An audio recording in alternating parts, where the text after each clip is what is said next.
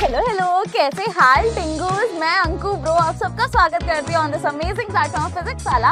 आज हमारे आज के वन शॉट में जो कि होने वाला है आपका first chapter of science, exploring the investigative world of science. अब भाई यहाँ पे ना बहुत सारे बच्चे कंफ्यूज हो जाते हैं कि यहाँ पे टेक्स्ट बुक के बाद में एनसीईआरटी में आपके क्वेश्चंस भी नहीं दिए हुए, एग्जाम में आएगा तो क्या पूछा जाएगा, ये चैप्टर कहना क्या चाहता है, ये सब चीजें समझ ही नहीं आ रही हैं। अब हम लोग बहुत सारे वीडियोस भी देख लेते हैं, पन्ने घुमा लेते हैं, टीचर के नोट्स देख लेते हैं, पर कुछ दिमाग में भेजे में घुस ही नहीं रहा है। तो कोई टेंशन की बात नहीं है, अंकु ब्रो है ना, मैं आपको सारा कॉन्सेप्ट इस चैप्टर का आज एक वन शॉट में क्लियर करवा दूंगी।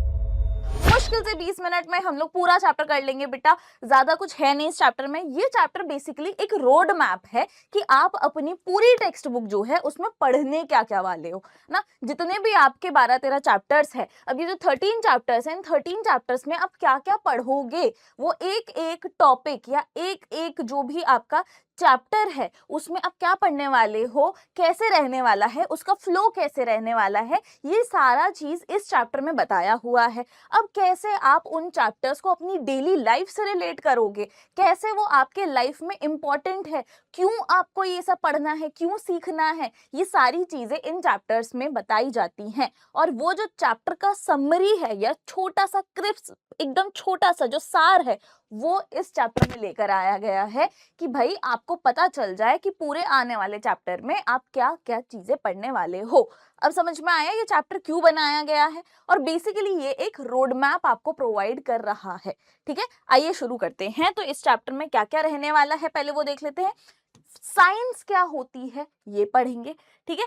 क्यूरियोसिटी क्या होती है ये पढ़ेंगे, क्योंकि आपकी जो साइंस की टेक्स्ट बुक है, पहले तो आपको समझना पड़ेगा आप साइंस पढ़ने आए हो तो साइंस में क्या क्या चीजें आती हैं। फिजिक्स है, बायो है, केमिस्ट्री है, बहुत सारी चीजें होती हैं, है ना। तो अब इनमें अलग अलग टॉपिक्स जो है आप कौन कौन से पढ़ने वाले हो वो भी देखेंगे ना। साइंस क्या होता है, अब आपकी जो टेक्स्ट बुक का नाम है क्यूरियोसिटी, अब क्यूरियोसिटी ही नाम क्यों रखा गया है, क्या रीजन है इसके पीछे, तो वो भी हम देखेंगे। Connecting concept to everyday life, ठीक है, जो आपकी एवरीडे लाइफ है उससे हम कॉन्सेप्ट्स को कनेक्ट करेंगे, ठीक है।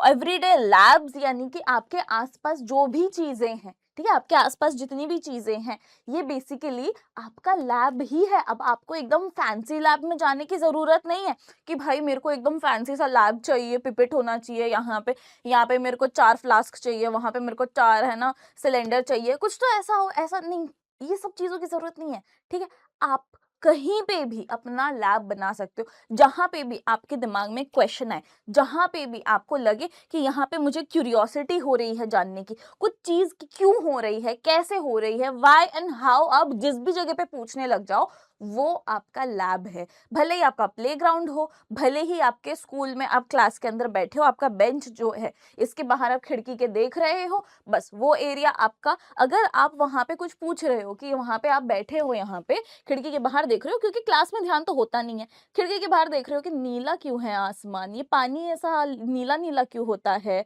ना, पानी गीला गीला क्यों होता है, ये सारे जो सवाल आपके मन में आ रहे हैं, जब आप व्हाई एंड हाउ पूछने लगते हो वही आपका लैब बन जाता है। ठीक है, और मेथड क्या होता है ये भी समझेंगे। आइए क्लास स्टार्ट करते हैं बेटा।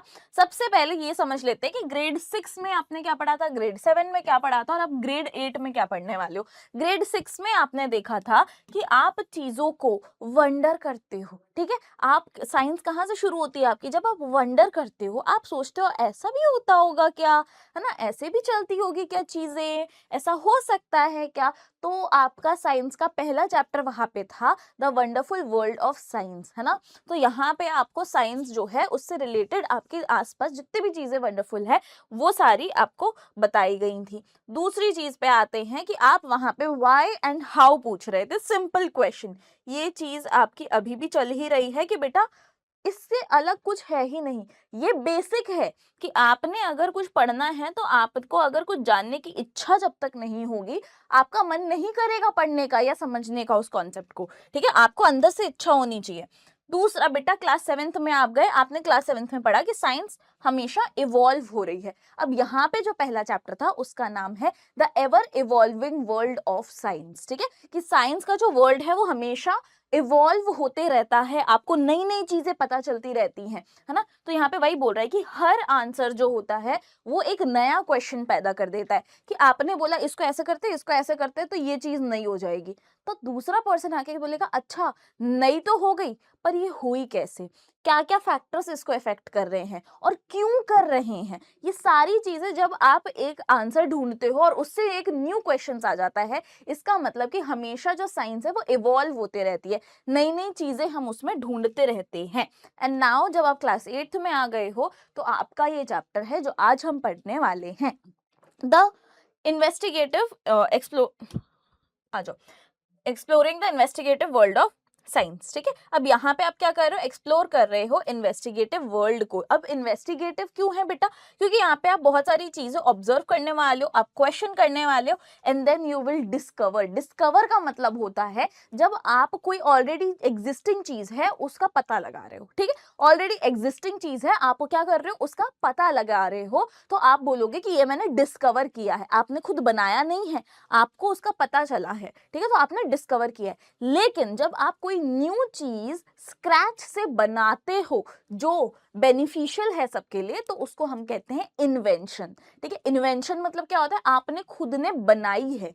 डिस्कवर का मतलब होता है आपने ऑलरेडी एग्जिस्टिंग चीज को डिस्कवर किया है, फाइंड आउट किया है। ठीक है, चलो अब बात करते हैं कि साइंस होती क्या है, व्हाट इज साइंस। तो साइंस बेसिकली एक अंडरस्टैंडिंग है ऑफ द नेचुरल वर्ल्ड। ठीक है, साइंस क्या है बेटा, साइंस हमारा जो रोज का वर्ल्ड होता है ना, हमारे आसपास जो भी चीजें चल रही होती है उसकी अंडरस्टैंडिंग है। अंडरस्टैंड कैसे करते हो आप, चीजें समझते कैसे हो, सीखते कैसे हो, आप पहले ऑब्जर्व करते हो, एक्सपेरिमेंट करते हो, आप एविडेंस जो प्रूफ्स होते हैं वो कलेक्ट करते हो और उसके बाद में आप पूछते हो कि भाई ये कैसे हुआ, क्या हुआ, है ना। जो भी आपके आसपास चीजें हो रही हैं वो आपका जब एक्सप्लेन कर सकते हो कि how and why things happen, तब आप साइंस की दुनिया में कदम रख रहे हो। ठीक है, साइंस हमेशा इवॉल्व होते रहती है, जैसे कि अभी मैंने आपको बताया था, आइडियाज चेंज होते रहते हैं। जैसे जैसे आप किसी चीज की गहराई में जाते रहोगे तो आपको पता चलेगा अरे नहीं ऐसा नहीं ऐसा होता था। एक टाइम पे लोग मानते थे कि फ्लैट होता है ना, अर्थ का सरफेस जो होता है वो फ्लैट होता है।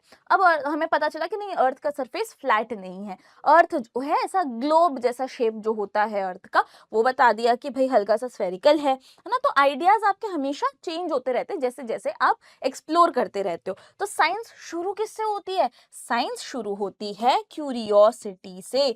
मतलब किसी चीज को जानने के लिए उत्सुक नहीं होगे, है ना, आपको ज्यादा अंदर से ऐसे एक्साइटमेंट नहीं फील होगी, तब तक आप उस चीज को जानने की अगर इच्छा ही नहीं रख रहे हो तो आप उसको नहीं समझ पाओगे। कोई कितने भी इजी वर्ड्स में आपको समझा दे आप नहीं समझ पाओगे, आपको अंदर से क्यूरियोसिटी आनी चाहिए।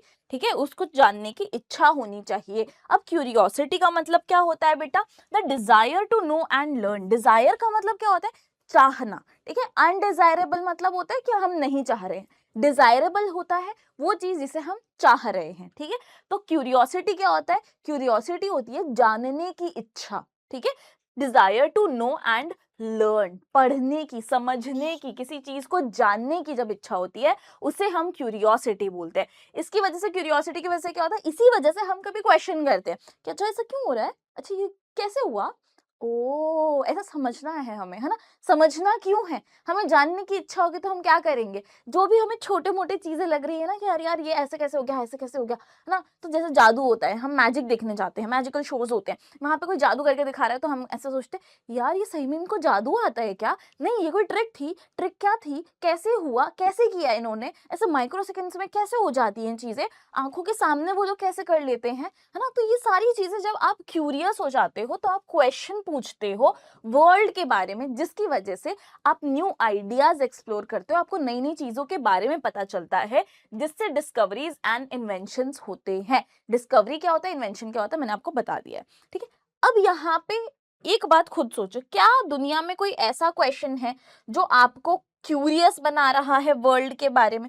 एक बार खुद सोचो कि आपके दिमाग में कोई भी ऐसा क्वेश्चन आ रहा है कि भाई जैसे अभी मैंने बोला, तो स्काई जो होता है वो ब्लू क्यों होता है, पानी जो होता है वो गीला क्यों होता है, ऐसे कोई भी आपके दिमाग में क्वेश्चन आ रहा है तो आप पूछ सकते हो। ठीक है, अब यहाँ पे आप देखोगे आपकी जो टेक्स्ट बुक है उसकी बात की गई है। टेक्स्ट बुक में आपका जो चैप्टर 1 है exploring the investigative world of science इस तरीके से आपको दिखेगा। अब यहाँ पे ना नीचे इस तरीके से ऐसे कुछ बना हुआ है, ठीक है, सॉरी ऊपर on the right hand side of your text book आपके ऐसे जो पेजेस होते हैं ना, ये जो आपके पेजेस होते हैं इसमें आपको राइट हैंड साइड पे ऐसे काइट बनी होगी और यहाँ पे ये चीज लिखी होगी, एंड लेफ्ट हैंड साइड में नीचे यहाँ पे ऐसे रूट बना होगा और यहाँ पे भी आपको कुछ लिखा होगा। क्या लिखा है यहाँ पे? आपको क्यूरियोसिटी लिखा होगा, क्यूरियोसिटी है, ठीक है। आपके टेक्स्ट बुक जो है कौन से ग्रेड की है, 8th ग्रेड की, ऐसे सब लिखा होगा, ठीक है। अब यहाँ पे बोल रहा है कि ये काइट क्यों बनाया है on the right hand side and left hand side पे यहाँ पे रूट क्यों बनाया है? क्या आपको ये पता है क्यों बनाया है? ये इसीलिए बनाया है, ये सिंबलाइज कर रहा है, जो रूट है जो कि लेफ्ट हैंड साइड पे बॉटम में है, ये सिंबलाइज कर रहा है कि जो भी आपके पास में नॉलेज है उससे आपको हवा में नहीं उड़ना है बेटा, ठीक है। You have to be deep, solid foundation होनी चाहिए आपके दिमाग में। आपकी जो नॉलेज है वो कैसी होनी चाहिए? डीप होनी चाहिए। ऐसे नहीं कि बस ऊपर ऊपर से पता है मुझे, जितना मुझे एग्जाम में लिखना है उतना पता है, बाकी जानने की जरूरत नहीं है, ऐसा नहीं होना चाहिए, ठीक है। कनेक्ट करना चाहिए आपको अपने एनवायरमेंट से, ठीक है। कल्चरल एंड नेचुरल हेरिटेज जो होता है उसको सिंबलाइज कर रहा है, आपको उसकी रिस्पेक्ट करनी है एंड ग्राउंडेड रहना है। जब भी आपको कुछ अच्छा पता चले तो ये नहीं कि आप एकदम हवा में उड़ते बनो, मुझे सब पता है, मुझे सब आता है, तुमको कुछ नहीं आता, तुम चप्पड़ गंजू हो, तुम उल्लू हो, तुमको कुछ नहीं आता, ऐसा नहीं सोचना है, ठीक है। You have to stay grounded, ठीक है। चलो दूसरा साइड आपको जो ऊपर साइड में राइट हैंड साइड में पेजेस के टॉप कॉर्नर पे ऐसे काइट बनी हुई दिख रही है, ये क्यों दिख रही है? क्या सिंबलाइज कर रही है? ये सिंबलाइज कर रही है कि बेटा क्यूरियोसिटी जो है आपकी वो अब और ऊपर बढ़ने वाली है, क्योंकि आपको जैसे जैसे नई चीजें पता चलती है ना, आप और क्यूरियस हो जाते हो उसको जानने के लिए, ठीक है। तो एक्सप्लोर कर रहे हो, जो अननोन चीजें हैं आप उसको एक्सप्लोर कर रहे हो, एंड आप क्या करते हो फिर? क्रिएटिवली सोचने लगते हो चीजों को कि यार एक बार मैं भी ऐसे करके देखूं, व्हाट इफ इसको इस तरीके से करने से इसमें अच्छा रिजल्ट आ जाए, बेटर रिजल्ट आ जाए, है ना। या फिर रिजल्ट आ नहीं रहा था, कंक्लूजन पे नहीं पहुंच रहे थे, तो मैं अगर हेल्प कर सकूं किसी भी वे में और हम कंक्लूजन पे पहुंच सके, तो एक क्रिएटिव थिंकिंग जो आपकी होती है ना वो डेवलप हो जाती है एंड आपके जो आइडियाज होते हैं वो हमेशा ऊपर बढ़ते रहें, है ना। तो यही बोल रहा है बेसिकली, पूरी चीज जो ये बनाई गई है टेक्स्ट बुक में, हर एक चीज का मीनिंग है। आपकी टेक्स्ट बुक जो बनाई गई है उसमें अगर ऊपर नीचे लेफ्ट राइट में कुछ भी बनाया गया है, काइट है, रूट है, इन सारी चीजों का कुछ मीनिंग है ना। आपकी जो पूरी साइंस की टेक्स्ट बुक है, ये जो क्यूरियोसिटी की टेक्स्ट बुक है, that is actually very helpful to you, ठीक है। और इसमें हर चीज का एक मीनिंग है, एक हिडन चीज है, एक हिडन मैसेज है आपके लिए, ठीक है। तो ये आपको फाइंड आउट करना है। तो बेसिकली वो यही बोल रहा है कि आइडियाज आपके बहुत ऊपर तक जाएंगे, आप बहुत अच्छी अच्छी चीजें फाइंड आउट करोगे। आपकी बस आपको ऑब्जर्वेशन अपना जो है ना, जो ऑब्जर्वेशन वाली पावर होती है ना, इसको बरकरार रखना है। ऐसे नहीं कि सब दुनिया में कुछ भी चल रहा है इग्नोर करते हुए चल रहे हैं, ऐसे नहीं, ठीक है। एंड इस टाइम पे आपको ग्राउंडेड फील करना है, ठीक है, ग्राउंडेड रहना है। चलो अब यहाँ पे आ जाते हैं कि आप क्या क्या चैप्टर के अंदर पढ़ने वाले हो, फटाफट से उसकी बात कर लेते हैं। आप पढ़ोगे माइक्रो ऑर्गेनिजम्स के बारे में, छोटे छोटे जो हमारे टाइनी टाइनी माइक्रो ऑर्गेनिजम्स हैं, है ना। माइक्रो ऑर्गेनिजम्स मतलब होता ही है कि वेरी टाइनी लिविंग ऑर्गेनिजम्स, ठीक है, लिविंग बीइंग्स जो होते हैं, जो वाटर के ड्रॉप, आप देख रहे हो वाटर का ड्रॉप कितना छोटा सा, एक बूंद पानी कितना सा होता है, उसके अंदर भी माइक्रो ऑर्गेनिज्म प्रेजेंट है। और ये जो इनविजिबल चीजें होती है ना, ये जो इनविजिबल लिविंग ऑर्गेनिजम्स है, ये हमारे लिए बेनिफिशियल भी होते हैं, डाइजेशन में काम आते हैं, फूड प्रोडक्शन में काम आते हैं, लेकिन सब बेनिफिशियल नहीं होते, कुछ हार्मफुल भी होते हैं जो कुछ इन्फेक्शंस कॉज करते हैं, ठीक है। इसको हम पढ़ेंगे हेल्थ वाले चैप्टर में। अब उसमें हम और भी चीजें पढ़ेंगे कि कैसे हेल्दी रहना है, कैसे इन्फेक्शंस को फाइट करना है, इम्यूनिटी कैसे होती है, कैसे इम्यूनिटी बनती है, कैसे एक्वायर होती है, ठीक है। जो आपका रोल रहता है फूड का, जो खाना खाते हो उसका आपके लाइफ में क्या रोल होता है। ऐसा तो है नहीं कि इंसान बस आता है खाना खा लिया नाम के लिए और चले गया, है ना। हम बोलते क्यों है कि जंक नहीं खाना है, हेल्दी फूड खाओ, है ना, कार्ब्स लो, प्रोटीन्स लो, ये सब क्यों बोलते हैं? क्योंकि बेटा आपका जो फूड है वो आपका न्यूट्रिशन जो है, आपकी बॉडी में जो न्यूट्रिएंट जा रहे हैं वो किस तरीके से आपको इफेक्ट कर रहे हैं, ठीक है, कैसे आपकी इम्यूनिटी में हेल्प कर रहे हैं, कैसे आप एक्सरसाइज करते हो वो आपको हेल्दी रहने में काम आता है, कैसे मेडिसिन और वैक्सीन काम करती हैं, ये सारी चीज़ें आप हेल्थ वाले चैप्टर में पढ़ने वाले हो। ठीक है, इसके बाद में हम पढ़ेंगे इलेक्ट्रिक करंट के बारे में। इलेक्ट्रिक करंट जो होता है उसके बहुत सारे इफेक्ट्स होते हैं, हीटिंग इफेक्ट्स होता है, मैग्नेटिक इफेक्ट्स होते हैं। ठीक है, तो इन सब के बारे में हम पढ़ने वाले हैं। अब ये हीटिंग इफेक्ट जो होता है ये चीज़ों को वार्म कैसे रखता है, मैग्नेटिक इफेक्ट होता है, यहाँ पे मोटर्स जो होती हैं वो चलती हैं, कैसे सर्किट जो होता है वो हमारी डेली लाइफ में, भाई सर्किट जो आता है ना, जो सर्किट एक बनता है बेसिकली कैसे बनता है, उसमें क्या क्या चीज़ें नेसेसरी होती हैं, और क्या वो जो सर्किट होता है अगर वो ओपन हुआ या क्लोज हुआ तो क्या वो इफेक्ट करता है किसी चीज़ के चालू या बंद होने के लिए, क्या पावर उसी की वजह से फ्लो होती है, जो इलेक्ट्रिक करंट फ्लो हो रहा है क्या वो यहाँ पे जो एक स्विच है छोटा सा वो उसको कैसे मैनेज कर रहा है, कैसे उसका फ्लो तोड़ दे रहा है, कैसे उसका फ्लो जो है एनेबल कर रहा है इलेक्ट्रिसिटी का फ्लो, है ना। ये सारी चीज़ें हमारी डेली लाइफ में कैसे यहाँ पे पावर काम कर रही है, ये सारी चीज़ें हम इस चैप्टर में पढ़ने वाले हैं। फोर्स एंड मोशन के बारे में पढ़ेंगे कि स्पीड अप आप करते हो किसी भी चीज़ को, स्लो डाउन हो जाती हैं चीज़ें, डायरेक्शन चेंज कर लेती हैं, ये होती कैसे हैं, क्या ये फोर्स की वजह से होती हैं, क्या ये इफेक्ट ऑफ फोर्सेस है, ये सारी चीज़ें, फोर्स के कौन कौन से टाइप्स होते हैं ये भी पढ़ेंगे। कॉन्टैक्ट फोर्स होता है, नॉन कॉन्टैक्ट फोर्स होता है, कॉन्टैक्ट फोर्सेस में कौन कौन सी चीज़ें आती है, नॉन कॉन्टैक्ट फोर्सेस में क्या क्या चीज़ें आती हैं, है ना, ये सारी चीज़ें हम पढ़ेंगे। ग्रेविटी क्या होती है, फ्रिक्शन क्या होता है, कैसे चीज़ें नीचे गिरती हैं, कैसे कोई भी चलती हुई चीज़ धीरे धीरे अगर उसको आप रोकोगे नहीं, ठीक है, तो आगे जाके वो अपने आप ही रुक जाती है, थोड़ा थोड़ा थोड़ा चलती के आगे रुक जाती है, क्यों रुकी कोई चीज़, ठीक है, वो चलती ही क्यों नहीं गई, ठीक है, ये सारी चीज़ें आप पढ़ने वाले हो फोर्स एंड मोशन के जो चैप्टर्स हैं आपके उनके अंदर। प्रेशर एंड वेदर का चैप्टर होने वाला है। प्रेशर जो होता है क्या होता है, क्या यहाँ पे प्रेशर का कोई रिलेशन है फोर्स एरिया से, है ना, प्रेशर क्या होता है, कैसे इसको कैलकुलेट करते हैं। एटमॉस्फेयर भी, जो एयर है हमारे आसपास, क्या वो भी हम पे कुछ प्रेशर लगा रही है, एटमॉस्फेरिक प्रेशर क्या होता है, एयर प्रेशर में अगर डिफरेंस आ जाए तो उससे क्या क्या चीज़ें हो जाती हैं, जेंटल जो ब्रीज होती है, ठंडी ठंडी हवाएं जो चलती हैं वो कैसे चलती हैं, साइक्लोन जो तूफान आते हैं वो कैसे आते हैं, ठीक है, फोर्स का डिस्ट्रीब्यूशन कैसे होता है ऑब्जेक्ट्स पे, ये सारी चीज़ें हम पढ़ेंगे। मैटर एंड पार्टिकल्स के बारे में पढ़ेंगे कि सॉलिड्स, लिक्विड्स एंड गैसेस जो हैं इनके पार्टिकल्स के अरेंजमेंट कैसी होती है, इनके मूवमेंट कैसी होती है ना, इनके बीच में इंटरपार्टिकल फोर्स ऑफ अट्रैक्शन होता है, किसमें ज़्यादा होता है किसमें कम होता है ना, इंटरपार्टिकल स्पेसेस होती हैं किसमें ज़्यादा होती हैं किसमें कम होती है, ये सारी चीज़ें हम इस चैप्टर में पढ़ेंगे। एलिमेंट्स क्या होते हैं, कंपाउंड्स क्या होते हैं, मिक्सचर्स क्या होते हैं, सोल्यूशंस क्या होते हैं, सोल्यूशंस किससे बनते हैं, सॉल्वेंट और सोल्यूट से बनते हैं, सॉल्वेंट किसे कहा जाता है, सोल्यूट किसे कहा जाता है, क्या इसमें भी कोई एक्सेप्शन होता है क्या, ये सारी चीज़ें हम पढ़ेंगे कि कैसे शुगर जो होती है वो चाय में घुल जाती है ना।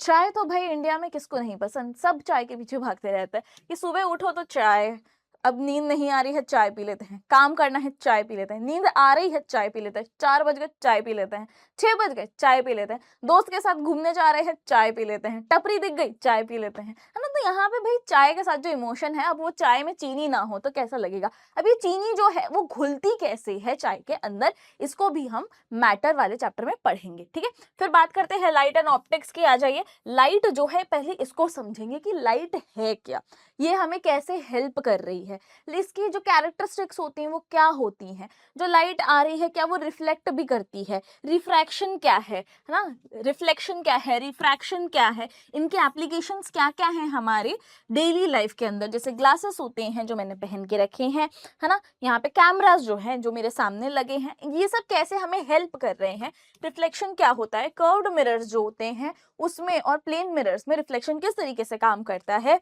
हम अपने आप को प्लेन मिरर में कैसे देख रहे हैं, हम अपने आप को कर्व्ड मिरर में कैसे देख रहे हैं, ठीक है, लेंस क्या होता है, मिरर्स क्या होती हैं, कॉन्वेक्स एंड कॉनकेव, ये सारी चीजें आपने सुनी हुई हैं जो हम आगे आने वाले चैप्टर में पढ़ेंगे।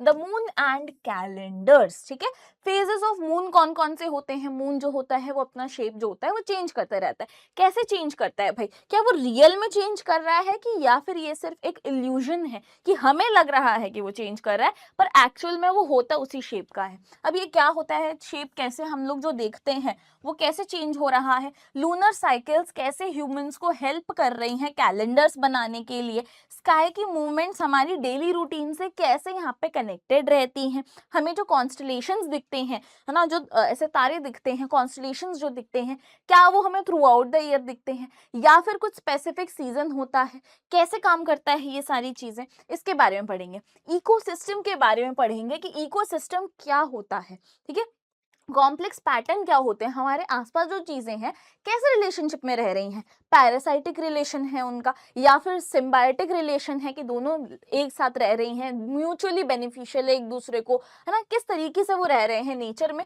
कैसे एक ऑर्गेनिज्म दूसरे ऑर्गेनिज्म पे डिपेंडेंट है, और एक पूरी साइकिल जो है ना, इस ये जो पूरा हमारा एक वेब है, फूड वेब क्या होता है ना, फूड चेन क्या होता है, कैसे एक पर्टिकुलर जो हमारा ऑर्गेनिज्म होता है वो दूसरे ऑर्गेनिज्म को इफेक्ट करता है, उसका प्रेजेंस होना या ना होना, ठीक है, कैसे ऑर्गेनिज्म डिपेंड करते हैं एयर वाटर और एक दूसरे के ऊपर, यानी बायोटिक चीजें और एबायोटिक चीजें, बायोटिक यानी कि जो लिविंग है और एबायोटिक यानी कि जो नॉन लिविंग है, जैसे जो हमारी रोज सनलाइट आती है, एयर है जो हम सांस ले रहे हैं, पानी जो हम पी रहे हैं, ये सब नॉन लिविंग है, ठीक है, इंसान जो है हम लिविंग हो गए, तो कैसे नॉन लिविंग चीजों पे हम डिपेंडेंट हैं, ठीक है, ये जो डेलिकेट बैलेंस है ना जो हमारे अर्थ पे लाइफ को सपोर्ट करता है, इसके बारे में भी पढ़ेंगे। अर्थ का क्लाइमेट के जो चैलेंजेस आ रहे हैं, क्या अर्थ जो है वो हमारे लिए लाइफ के लिए जस्ट राइट है, ठीक है, क्या चीजें उसको उस तरीके से बना रही हैं, हैबिटेबल जोन क्या होता है, गोल्डीलॉक्स क्या होते हैं, ठीक है, चलो ये सारी चीजें हम क्या करेंगे इस वाले चैप्टर में पढ़ने वाले हैं। इम्पैक्ट क्या होता है ह्यूमन एक्टिविटी का ग्लोबल टेम्परेचर पे, कैसे हम साइंस को यूज कर सकते हैं हमारे प्लैनेट को प्रोटेक्ट करने के लिए, हमारे प्लैनेट की नीड समझने के लिए, हमारे प्लैनेट को समझने के लिए, ठीक है, तो ये सारी चीजें आप इस चैप्टर में पढ़ने वाले हो। अब यहाँ पे एक बहुत इंपॉर्टेंट क्वेश्चन है कि भैया मेथड होता है, एक साइंटिफिक मेथड होता है, साइंटिफिक मेथड क्या होता है उसको हम समझेंगे, अभी आगे मैं बता दूंगी मेथड क्या रहता है। लेकिन जब भी आप कोई चीज फाइंड आउट करना चाह रहे हो, आप कभी एक्सपेरिमेंट कर रहे हो, आप हाइपोथेसिस फॉर्म कर रहे हो, तो आप जब एक्सपेरिमेंट करने बैठते हो तो आपको कैसे करना चाहिए। अब आपने बहुत सारी चीजें सोच ली, मान लो हमारे पास एक बहुत छोटा सा एग्जाम्पल है कि एक जो पूरी होती है वो पफ होती है एक बलून की तरह, इस तरीके से फूल जाती है ना, तो उसका एक साइड जो होता है वो थिन रहता है और दूसरा जो होता है वो थिक रहता है। ऐसा क्यों होता है, एक साइड जो होता है वो एकदम पतला सा रहता है ना, और दूसरा साइड हल्का सा मोटा सा रहता है, थिक रहता है, ऐसा क्यों होता है। तो अब इसके बहुत सारे वेरिएबल्स होते हैं, अलग अलग चीजें उसको इफेक्ट कर रही होती हैं। हो सकता है कि डो की प्रॉपर्टीज उसको इफेक्ट करिए, आटा आपने टाइट लगाया है या आटा आपने गीला लगाया है ना, ऑयल का टेम्परेचर क्या है, ऑयल मतलब ठीक ठीक सा था, या फिर आपने गैस चालू की और ऑयल के अंदर डाल दिया सीधे, है ना, तो ऑयल ठंडा पड़ा था, या फिर बहुत ज्यादा हॉट था, ठीक है, वेरी हॉट, मॉडरेटली हॉट या जस्ट वार्म था, या फिर उसमें से धुआं ही निकलने लग गया, ठीक है, किस टाइप का था। अब डो की प्रॉपर्टीज क्या थी, थिकनेस कैसा था, साइज जो आपने बनाया वो सर्कल का, है ना, वो जो सर्कल का आपने साइज बनाया था वो कितना था, आपने कौन सा टाइप का आटा यूज किया था, आटा यूज किया था या मैदा यूज किया था या दोनों थोड़ा थोड़ा करके मिक्स करके यूज किया था। अब बहुत सारे लोग होते हैं कि पूरी बनाते टाइम उसमें अजवाइन डालते हैं, नमक डालते हैं, कुछ होते हैं जो नहीं डालते हैं। अब क्या ये सारी चीजें भी इफेक्ट कर रही हैं। फ्राइंग की टेक्निक क्या है, आपने वर्टिकली डाला है, आपने एक एंगल पे डाला है, या आपने हल्के से उसको स्लाइड कर दिया है ऑयल के अंदर, क्या किया है आपने, क्या टेक्निक यूज की है, डो फ्रेश था या फिर बासी था, ठीक है, आपने अभी अभी नीड किया था उसको या थोड़े टाइम रखा हुआ था, ठीक है, स्टोर किया था, या फिर हो सकता है कि आपने एक दिन पूरी बना दी, अगले दिन उसी आटे से अब आप बना रहे हो, तो अब आपकी पूरियां अलग बन रही हैं, तो यहाँ पे आपका पुराना आटा था, क्या यहाँ पे था। ये सारी चीजें जो होती हैं बेटा आपकी पूरी को अफेक्ट करती है। लेकिन अब आपको करना क्या है, जब भी आप कोई भी एक्सपेरिमेंट करते हो तो आपको एक वेरिएबल, ये सारी जो है ना जो चीजें अफेक्ट कर रही हैं, जो चीजें उसको, जो फैक्टर्स जो हैं जो उसको अफेक्ट कर रहे हैं, है है ना, उनमें से बस एक उनको वेरिएबल बोलते हैं, इनमें से सिर्फ एक वेरिएबल एक टाइम पे आपको चेंज करना होता है, ठीक है। ऐसा नहीं कि आप तुरंत तुरंत तुरंत तुरंत सारे वेरिएबल एक साथ चेंज कर दो कि चलो आटा भी नया लगा देते हैं और इस बार इस तरीके से डाल देंगे। पिछली बार ऐसे स्लाइड किया था हमने ऑयल के अंदर, और पिछली बार तो जस्ट ऐसे हमने ऑयल का जो था गैस ऑन की थी और ऑयल जैसे भी नरम गरम था या फिर ठंडा था उसी में डाल दिया था। इस बार एकदम गरम गरम तेल के अंदर डालेंगे, धुआं निकलते हुए तेल के अंदर डालेंगे, ऐसा। तो आपने सारे ही फैक्टर बदल दिए, तो अब आपको नहीं पता चलेगा कि एक्चुअल में कौन सी चीज की वजह से, कौन सी चीज या फिर कौन सा वेरिएबल था, कौन सा फैक्टर था जो आपके पूरी को अफेक्ट कर रहा था, ठीक है। तो ये आपको नहीं पता चलेगा, इसीलिए आपको क्या करना चाहिए, आपको एक वेरिएबल, है ना, एक वेरिएबल जो होता है एक टाइम पे एक ही बदलना चाहिए, ठीक है। तो आपको रिजल्ट्स पता चल जाएंगे। ऐसे ही अब ये बोल रहे हैं कि आपको पता है एवरीडे लैब जो मैं बोल रही थी, आपका किचन हो गया, आपका प्लेग्राउंड हो गया, आपका गार्डन हो गया, इसमें इतनी सारी चीजें होती हैं कि आप रोज नोटिस करते हो, आपको जानने की इच्छा होती है। तो ये आपको एकदम फैंसी वाला जो लैब होता है ना, उसकी जरूरत नहीं है साइंस को समझने के लिए, है ना। या फिर आपको साइंस या क्यूरियोसिटी जो आती है बेटा, है ना, साइंस के अंदर जो भी आपको चीजें करनी होती है, एक्सपेरिमेंट्स करने होते हैं, इसके लिए आपको फैंसी लैब चाहिए, उसकी जरूरत नहीं है। आप अपने आसपास जो भी जगह है, किचन है, प्लेग्राउंड है, गार्डन है, इन सबको भी ऑब्जर्व कर सकते हो, वहां से भी आप नई नई चीजें फाइंड आउट कर सकते हो। Curiosity is your important tool, जो आपको चाहिए होता है, ना कि फैंसी इक्विपमेंट्स, ठीक है। अब मेथड जो होता है साइंटिफिक मेथड, उसमें आपको करना क्या है, फोकस्ड क्वेश्चंस पूछने हैं, ठीक है। स्टार्ट करो, टेस्टेबल क्वेरीज पूछो, क्यों हुआ, अगर ऐसा होता तो, अगर हम इस तरीके से इसको कैरी आउट करेंगे तो क्या होगा।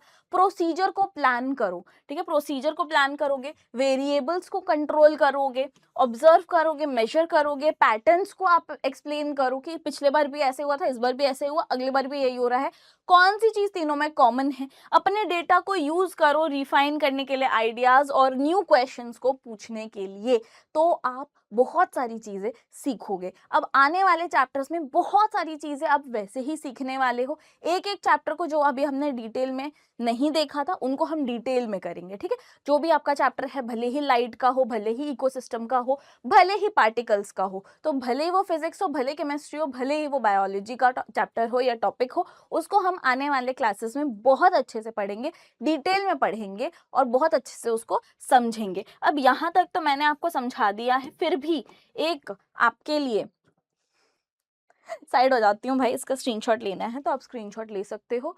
खिचिक खिचिक खिचिक, चलो हो गया। अब यहाँ पे क्या है बेटा, exploring the investigative world of science जो आपका चैप्टर है, उसमें हमने क्या पढ़ा कि साइंटिफिक इंक्वायरी का नेचर कैसा होता है, ठीक है। इसकी डेफिनेशन क्या है, क्यूरियोसिटी और ऑब्जर्वेशन से चीजें शुरू होती हैं। साइंस क्या है, साइंस एक मेथड ऑफ डिस्कवरी है, सिर्फ फैक्ट्स नहीं है। न्यू आइडियाज कैसे बिल्ड होते हैं, साइकिल क्या रहता है, बेसिकली आप क्वेश्चन करते हो, फिर इन्वेस्टिगेशन करते हो, फिर आप कंक्लूजन पे पहुंचते हो, कंक्लूजन से एक नया क्वेश्चन आपके दिमाग में आ जाता है, ठीक है। की आइडिया क्या है वो भी मैंने आपको बता दिया। The process of scientific investigation क्या रहता है, पहले आप टेस्टेबल क्वेश्चंस पूछते हो, वेरिएबल्स कौन कौन से हैं जो उसको इफेक्ट करेंगे, जो फैक्टर्स हैं वो देखते हो, ऑब्जर्व करते हो, एक्यूरेसी देखते हो, है ना, केयरफुल रहते हो, डेटा इकट्ठा करते हो, क्वालिटेटिव एंड क्वांटिटेटिव, किसी भी कंक्लूजन पे पहुंचते हो जो भी आपको एविडेंस मिला है उससे, ठीक है। फेयर टेस्टिंग और एविडेंस जो होता है वो रिलायबल बना देता है आपके जितने भी रिजल्ट्स हैं उनको, ठीक है। इंटरकनेक्टेड कैसे हैं, साइंस, फिजिक्स हो, केमिस्ट्री हो, बायोलॉजी हो, ये सब साथ में मिलके काम करते हैं। कोर आइडियाज जैसे हैं फोर्स, एनर्जी, मैटर, सब साइंस से रिलेटेड हैं। इवन सिंपल सिस्टम जो होते हैं वो कंबाइन करके नॉलेज बनाते हैं। बिग इश्यूज जैसे कि क्लाइमेट चेंज है, टीम वर्क है, ये सब चाहिए होता है इसके अंदर, ठीक है। क्लाइमेट चेंज ऐसा नहीं है कि एक इंसान अपना क्लाइमेट पूरा चेंज कर देगा, ठीक है। टीम वर्क चाहिए होता है, बहुत सारे लोग साथ में मिलकर इस पे काम करें, तब कुछ हम लोग अच्छा कर सकते हैं अपने इकोसिस्टम के लिए, ठीक है। सारे साइंसेस जो होते हैं वो कनेक्ट करते हैं और हमें क्या करते हैं, अगर हम लोग साथ में आके काम करें, यूनिटी में काम करें, तो एक चीज हम जल्दी से जल्दी फाइंड आउट कर पाएंगे और हमें उस चीज की बहुत बेटर अंडरस्टैंडिंग मिलेगी, क्योंकि हमें बहुत सारे आइडियाज मिलेंगे। सब साथ में मिलकर काम करेंगे तो क्या होता है बेटा, सबके अलग अलग आइडियाज होते हैं, आप हर पर्सपेक्टिव से एक किसी भी टॉपिक को समझ सकते हो, ठीक है। तो यहाँ पे आपकी जो थिंकिंग होती है ना वो हमेशा ब्रॉड होते जाती है और आपके न्यू न्यू आइडियाज आते रहते हैं। तो ये तो हो गया पूरा चैप्टर जो मैंने आपको समझा दिया है। एंड इसमें अब मैं जाते जाते एक क्वेश्चन आपको देते जाऊंगी जिसका आंसर आप मुझे कमेंट सेक्शन में बताओगे। The question is what is the starting point of scientific investigation. आप कोई भी साइंटिफिक इन्वेस्टिगेशन करने गए, उसका स्टार्टिंग पॉइंट क्या होता है, कहाँ से शुरू करोगे? आप पहले उसको रट्टा मारोगे बैठ के, मेमोराइज करोगे, या फिर आपने ऑब्जर्व किया, या फिर आप वहां पे वंडर कर रहे हो, क्यूरियस हो रहे हो, आप सोच रहे हो ऐसा क्यों हुआ, ऐसा कैसे हुआ, हाउ एंड व्हाई आप क्वेश्चन कर रहे हो, ठीक है, ड्रॉ कर रहे हो सीधे कंक्लूजन। आपने देखा, आपने कंक्लूजन ड्रॉ कर दिया, अरे ये तो ऐसा है, चलो हटाओ, है ना। कैसे कैसे यहाँ पे कोई भी स्टार्टिंग आप जब कर रहे हो साइंटिफिक इन्वेस्टिगेशन की, उसकी स्टार्टिंग पॉइंट क्या होती है, इसका आंसर आप मुझे कमेंट सेक्शन में दे देना। मिलते हैं अगली क्लास में, तब तक अपना ख्याल रखिए। Thank you everyone. और जो यहाँ पे हमारे रेगुलर बच्चे हैं उन्हें पता ही है कि भाई अंकु मैम के क्लास में, अंकु ब्रो के क्लास में आए और अंकु ब्रो ने आपको दिल से थैंक यू नहीं बोला, ऐसे कैसे हो सकता है, ठीक है। अपना ख्याल रखो। Thank you everyone. मिलते हैं अपनी अगली क्लास में।